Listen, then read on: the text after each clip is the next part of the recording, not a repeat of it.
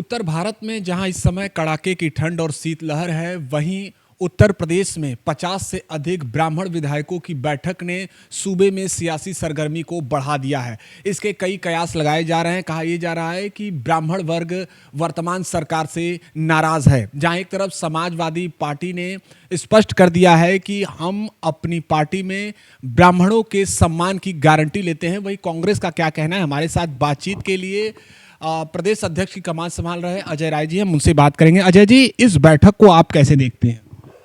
देखिए, ये काफ़ी पुराना मामला है और काफ़ी सालों से, जब से योगी जी सत्ता में आए हैं तब से ब्राह्मण समाज का अपमान हो रहा है।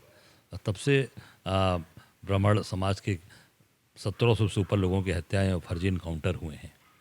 मैं गोरखपुर की एक बात आपको बताना चाहूँगा। मैं वहाँ गया था। गोरखपुर में एक विनोद उपाध्याय नाम का एक नौजवान, जिसको फर्जी इनकाउंटर में इस सरकार में मारा गया था, उसके दरवाजे गया था और तो वहाँ पे उनके परिवार के लोगों ने जिस तरीके से शब्दों का इस्तेमाल किया, उससे लगा कि ये सरकार ब्राह्मणों को चुन चुन कर मार रही है और उनको बदला दिया जा रहा है।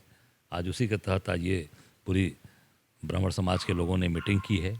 ये काफ़ी पहले होना चाहिए था और मैं इतना ही कहना चाहूँगा कि उनको तत्काल इस सरकार के खिलाफ मोर्चाबंदी शुरू करनी चाहिए और इस सरकार के खिलाफ इस्तीफा देकर लड़ना चाहिए।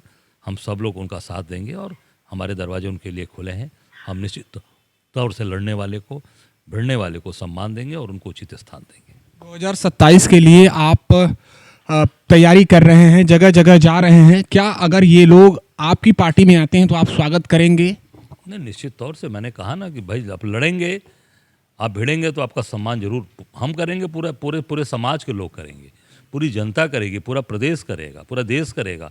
क्योंकि जो अत्याचार अन्याय इस सरकार में हो रहा है, योगी सरकार में, उस पर अगर मोर्चा लेकर ब्राह्मण समाज अगुआ बनता है, आगे आता है, तो मुझे लगता है कि पूरे प्रदेश और देश के लोग सम्मान उनका करेंगे और हम निश्चित तौर से कांग्रेस पार्टी उनको लड़ने, जो लड़ेगा भिड़ेगा उसके साथ कांग्रेस पार्टी रहेगी, उसका सम्मान देंगे, उसको उचित स्थान देंगे और उसको हम मजबूत करेंगे, ताकत देंगे। जी, आपने अटल जी का नेतृत्व देखा है और वर्तमान समय में भारतीय जनता पार्टी के द्वारा जो भी कहा जाता है कि हम सबका साथ सबका विकास लेते हैं, लेकिन उस समय की बातें कुछ ये भी कहा जाता था कि नहीं, विशेष तौर पर ब्राह्मण द्वारा ये बातों को, इनकी विचारधारा को आगे बढ़ाया जाए। आप मानते हैं कि बहुत सारे बदलाव आ चुके हैं? नहीं, अटल जी की सरकार में और आज की सरकार में ज़मीन आसमान का अंतर है। अटल जी के समय में हम लोग भाजपा में थे, 3 बार एमएलए था मैं मंत्री भी था 2002-3 में, जब बसपा से गठबंधन हुआ था। उसमें सम्मान के साथ चीज़ें होती थी। आज तो सम्मान ही नहीं है किसी का नहीं है। केवल ब्राह्मण नहीं, सभी किसी भी लोगों का सम्मान नहीं है। जो थोड़े बहुत सम्मान योगी जी अपने लोगों को दे रहे हैं, बाकी तो उसके अलावा कहीं कोई सम्मान है ही नहीं किसी का। तो मैं इतना ही कहना चाहूँगा कि अटल जी के समय की बात आज जो सबका विकास और सबका साथ है, वो केवल मोदी जी केवल अपने गुजरात के लोग जो हैं, उनके गुजराती जो बड़े लोग ठेकेदार हैं, उनको सारा काम दे रहे हैं और अपने लोगों को आगे बढ़ा रहे हैं। मोदी जी के समय में पूरी तरीके से गुजरात के लोग आगे बढ़ रहे हैं, आगे उनके पूरी तरीके से उनको आगे बढ़ा रहे हैं, पैसा कमा रहे हैं। आप देखिए, उनका रोज़ उनकी बढ़ोतरी हो रही है। बनारस में देख लीजिए, जितने काम हैं, जितने क्रूज़ चल रहे हैं, जितने ठेके हैं, जितने बाबा दरबार में जितना भी तोड़ फोड़ कराया, आधुनिकीकरण कराया, सब गुजरात के ठेकेदारों ने किया। अहमदाबाद, सूरत, पूरे बड़ौदा, जितने कल कारखाने गए महाराष्ट्र से निकले, सब कहाँ गए? कोई बनारस में आया क्या? मोदी जी तीसरी बार यहाँ से प्रधानमंत्री, कितने लोगों को रोजगार मिला?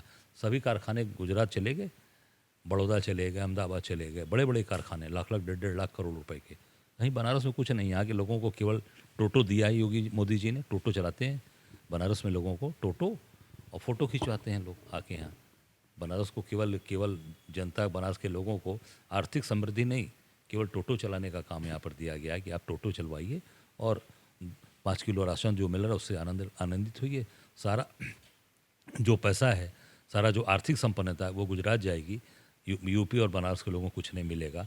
केवल और केवल यहाँ पकौड़े तल के, जो उन्होंने कहा था ये भी एक रोजगार है, पकौड़े तलिए, टोटे से घूमिए और काम करिए। कोडिन कफ सिरप मामले को लेकर आपने भी बात रखी है, आपने भी कहा है कि कहीं न कहीं इस मामले में सख्त कार्रवाई की आवश्यकता है। सुप्रिया सुले जी भी कल पूरी तरह से हमलावर रहीं। वही योगी आदित्यनाथ जी का ये कहना है कि इस पूरे मामले में जिस तरह से जो भी निष्पक्ष तरीके से कार्रवाई होगी, वही उन्होंने समाजवादी पार्टी पर इस पर निशाना साधा है। उन्होंने कई बातें कही है कि आपने अपने कार्यकाल में लाइसेंस दिया है, इसके अलावा चोर की दाढ़ी में तिनका, ये तमाम बातें उन्होंने कही है। ये योगी जी ने केवल घुमाने के लिए बात कही है। शासन सत्ता में आप बैठे हैं, मुख्यमंत्री आप हैं, आपको कहने की ज़रूरत नहीं, कार्रवाई करने की ज़रूरत है। और ये समाजवादी पार्टी के नेता लोगों ने भी कहा है कि आप कार्रवाई करिए, आप जो भी एक्शन लेना चाहते हो लीजिए, कार्रवाई करिए। केवल ये कहना कि आपके समय में लाइसेंस दिया गया, आपके लोग इसमें शामिल हैं, तो आपकी सरकार है, उनका लाइसेंस कैंसिल करिए, उनको जेल भेजिए, उनको उनको उनके खिलाफ कठोर कार्रवाई करिए। ये आपका काम है। केवल बात को घुमाना, इससे ये कहना चाहते हैं योगी जी कि हम तो वहीं हैं, उस कोडिन कफ सिरप में शामिल नहीं हैं। योगी जी और पूरी भाजपा शामिल है, सामने वाले को भी शामिल उसमें कराना चाहते हैं। तो आप कार्रवाई करिए, हर व्यक्ति कह रहा है कार्रवाई हो और मजबूत कार्रवाई हो। जितने लैंड क्रूज़र, फॉर्चूनर, वेलफायर, अब 150 मोबाइल बंद आ रहा है, मैंने आज समाचार पत्र में पढ़ा कि दिवाली पर दिया गया, वो कहाँ? और वो जो सरकारी आपका अधिकारी है, क्या नाम है उसका, नरेश मोहन, कहाँ है वो जो सबसे बड़ा मास्टरमाइंड है? वो गायब है। शुभम जायसवाल महीनों से गायब है, पता ही नहीं चल रहा है। गोवा में भाजपा की सरकार है, एक हफ्ते में लूथरा ब्रदर्स आ गए, एक हफ्ते के अंदर थाईलैंड से, बैंकॉक से आ गया आगजनी वाले में। आपका महीनों से भगा हुआ है कफ सिरप का आदमी, कहाँ है? इसका मतलब कि सरकार पूरी तरीके से इन लोगों को संरक्षित कर रही है, सरकार बचा रही है। अब योगी जी का जो बयान है विधानसभा में, वो साबित करता है कि ये लोग पूरी तरीके से, योगी जी कफ सिरप लोगों को बचा रहे हैं, उनकी मदद कर रहे हैं। और पूरी भाजपा कोविड क्या है, सिरप को पीकर मस्त है वो। अंतिम सवाल, कुलदीप सेंगर को जमानत मिल चुकी है और इस मामले में जो परिवार है वो न्याय की गुहार लगा रहा है। राहुल गांधी से भी मुलाकात करने के लिए पहुंचा था। और वहीं इसी बीच उत्तर प्रदेश सरकार के कैबिनेट मंत्री ओम प्रकाश राजभर की कुछ प्रतिक्रियाएं जो है, कुछ उनके जो बात हैं वो काफ़ी चर्चा में रहे जब उनसे इस मामले को लेकर सवाल पूछा गया।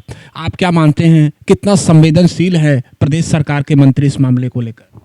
देखिए, जब प्रदेश की सरकार और केंद्र की सरकार एक ही जैसी चल रही है, खासकर प्रदेश की सरकार में जिस तरीके की एक बच्ची के साथ एक विधायक, भाजपा का विधायक उस पूरी तरीके से उस परिवार के साथ रेप करता है, अपमानित करता है, उसको भी सरकार आज खुले तौर पे संरक्षण दे रही है।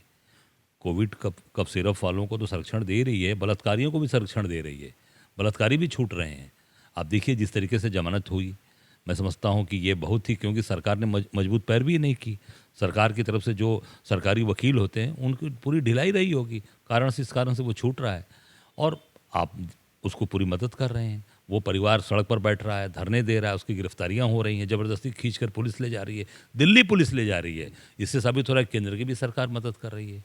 प्रदेश तो कर ही रहा था, केंद्र की सरकार भी मदद करे। और वो बिटिया कह रही है कि हमने देश के प्रधानमंत्री से समय मांगा, गृह मंत्री से भी समय मांगा, हमको समय नहीं दिया। किसके लिए आप प्रधानमंत्री और किसके लिए गृह मंत्री बने हैं, जब आप उस बेचारी बच्ची को, आप विक्टिम को आप उसको समय नहीं दे रहे हैं, उससे नहीं मिल रहे, तो किससे आप मिलेंगे?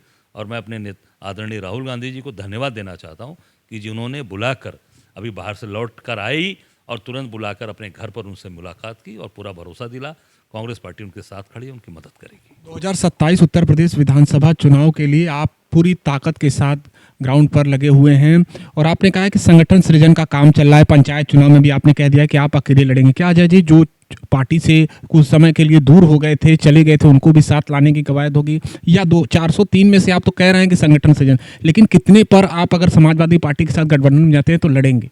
देखिए, ये तो पार्टी नेतृत्व तय करेगा। हम पहले 403 संगठन सृजन अपनी विधानसभा जहाँ जहाँ हमारी है उस पर ताकतवर तो हो जाए, मजबूत हो, ताकतवर हम अब बढ़ें, इसलिए हम लोग 403 संगठन सृजन का काम कर रहे हैं। बाकी नेतृत्व का निर्णय है, नेतृत्व जो निर्णय लेगा उसको पूरी तरीके से हम प्रदेश के लोग उसको मानेंगे और उस पर काम करेंगे। पर इतना मैं जरूर कहना चाहूँगा कि आज कांग्रेस पार्टी हर मुद्दे पर, चाहे पूरे प्रदेश के अंदर SIR में BLOs मरे, आप देख सकते हो, महोबा से लेकर पूरे पश्चिम से लेकर बिजनौर से लेकर बुलंदशहर से लेकर और बरेली, मुरादाबाद, देवरिया से लेकर लखनऊ, जौनपुर, कोई ज़िला ऐसा नहीं है जहाँ छोड़ा नहीं गया। हर जगह हम लोग गए और कोई एक भी BLO, जहाँ 2 बार भी देवरिया 2 बार मैं गया, 2 बार बरेली गया, अभी आज मैं अभी भदोही जा रहा हूँ, एक कमलाकांत दुबे कार्यकर्ता, उसको मार डाला यहाँ इस सरकार में, उसके दरवाजे पे भी जा रहा हूँ। तो मैं समझता हूँ कि निश्चित तौर से जहाँ अत्याचार न्याय हो रहा है, कांग्रेस के लोग वहाँ खड़े हैं, उनके साथ खड़े हैं और हम मिलकर पार्टी को मजबूत कर रहे हैं, ताकतवर बना रहे हैं। बाकी जनता मालिक है, जनता निर्णय लेगी। कांग्रेस तैयार है 27 के लिए पूरी ताकत के साथ। पंचायत का चुनाव जिला पंचायत अकेले लड़ेंगे और हर वार्ड में हर जगह पर अपनी ताकत से अपने पार्टी के कार्यकर्ताओं को आगे बढ़ाएंगे और उनकी मदद करेंगे। शुक्रिया बातचीत के लिए। तो तमाम विषयों पर बेबाकी से बात की है कांग्रेस प्रदेश अध्यक्ष अजय राय जी ने।